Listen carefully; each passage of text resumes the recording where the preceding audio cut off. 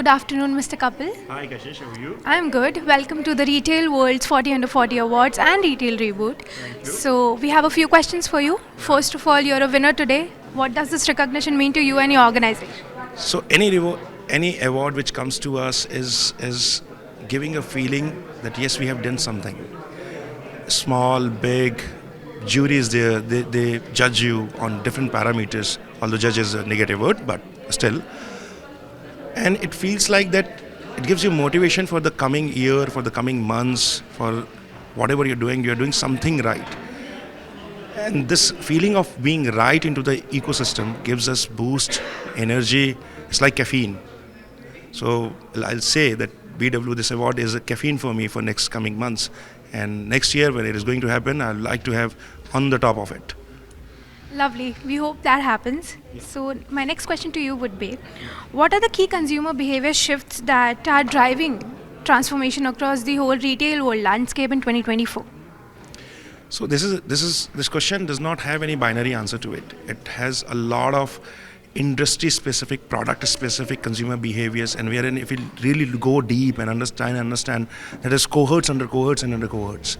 So for example, if I talk about some retail experience, a person who is having a bath accessory, wants to buy a bath accessories. So the experience will start from searching on Google, shopping or trying to understand the overall specs, pros, cons, everything, doing all the readings on Google, and then going back to the retailer and then trying to understand whether this what I understood or the design I wanted, is this retailer is having or not. So I think calling it just retail would be a little misjust, is not right at the moment. If we can give a different terms to these experiences, it's retailization. So that would be rather right. And it has to be a hand-to-hand marriage of how the retail has been, how the consumer experience has been into the retail.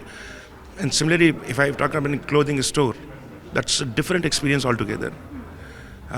Articles you might go and buy on Myntra or any other shopping site, you will not able to find a non-retail store. So a very different question. Would love to answer in detail on a different podcast or something if you want to have with me. But in nutshell, it's changing rapidly and behavior is very unpredictable. Speaking of change, what role has e commerce or quick commerce played in redefining the way consumers discover the products and purchase them? Oh, what a lovely question that is. So when I look at e-commerce, it is like it's more likely that I have to discover a product. I need to discover a need on the product. So for example, I'm going to buy a tie.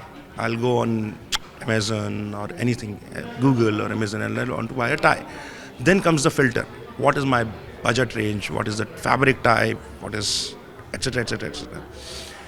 Whereas if I look at quick com, that's a whole game changer because is I know my need, I know what I want, and in what stipulated time I want.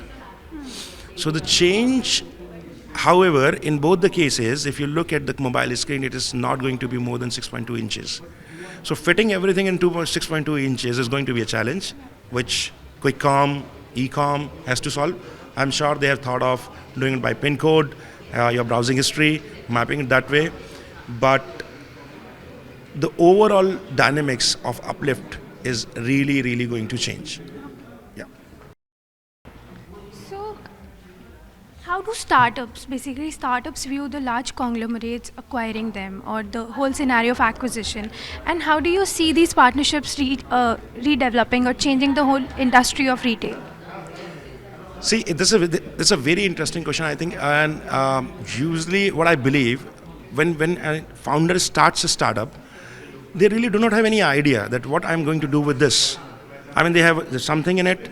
They see that this could be a billion-dollar idea, provided even before starting the startup, they do not have a fund more than 1 million or something. If they have, then the story is different. But if I really talk about more than 20 lakh plus a startup which has been founded in India, from Agra to Hapur, there's a company called, there's a garment company that is specialized in giving you Gorkha pants.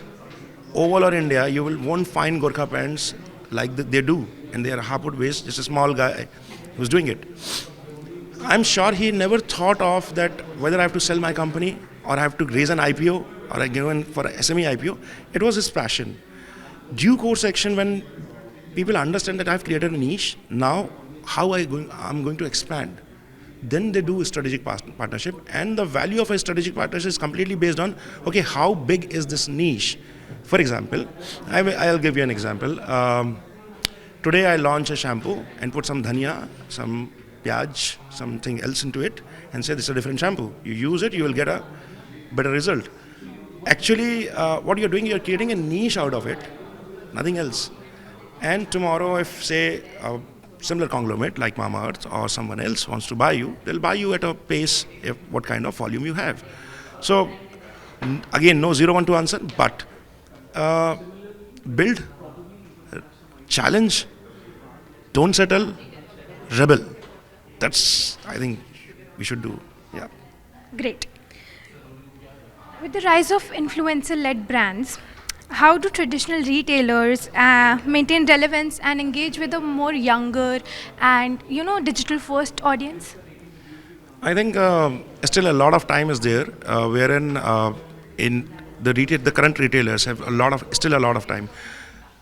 There was a time when influencer-led brands were very high in terms of numbers, but because the trust was, and I see the overall picture reversely down. I don't see a brand who is using influencers as a better brand face than the product is going to survive.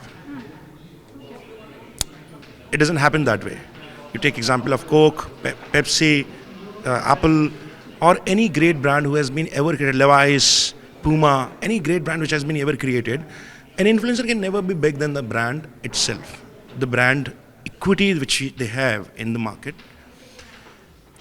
Similarly, if I go and try to buy something from a retailer, I'm not going and trying to buy the retailer's thinking. I'm trying to buy the brand itself. So actually, I don't see anything which is going to change. The only change will come as time as an essence to the travel of going to retail. Sarojini में जाके कपड़े खरीदने के लिए अभी travel करने की ज़रूरत नहीं है, अगर वो सरोजनी ही ऑनलाइन हो जाए तो, करेक्ट, और उसकी मार्केट एग्जिस्ट करती है, बिल्कुल करती है, सिलेक्शन है वहाँ पे. All I have to do is I have to get a catalog done like Mantra, and it should be, why it should not be branded at Sarojini online. So market is always there and nothing is going to change. Okay. So my next question to you would be, how are brands leveraging technology and data analytics to stay ahead in an increasingly competitive retail world, which is, majorly getting online also? Well, I think that's again a brand-to-brand thought process wherein I've seen a few digital marketers who think themselves as a product owners, they have started a company, or few research scientists who think themselves as the founder of the companies, they have started a company. Data plays a very different role altogether. First of all, understanding what data can do is what kind of data you need, where data is coming from. You're taking similar data from Google, similar data from Facebook, similar data from Meta, and then you're placing them all in same place. It is not going to give you different result. You need to have different attributes, then try and find what is of my relevance. Garment की case में अगर मुझे fabric पे मैं focus नहीं करूँगा, as पे focus करूँगा, तो और बाइंग परचेज प्राइस पे फोकस करूँगा, तो मेरे को कभी ये नहीं पता चलेगा कि एक्चुअली मेरी प्रोडक्शन में मुझे कौन सा फैब्रिक पे नेक्स्ट ईयर फोकस करना चाहिए. सो data is, I think still India has 4, 5, 6 years to understand data and what data can do with these brands. A long way to go. Yeah. One last question to you. Please. What are the innovations and transformations you're seeing in the upcoming 3 years in the whole retail world landscape? I see a lot of different technologies coming in retail space, wherein there'd be two segmentation of retail. One segmentation would be metro retail, and one segmentation is retail that is in retail. What is retail is currently. Wherein metro retail will be again based on a lot product specifications. For example, you will see Chroma will have a different altogether view in-house facility in the Chroma store.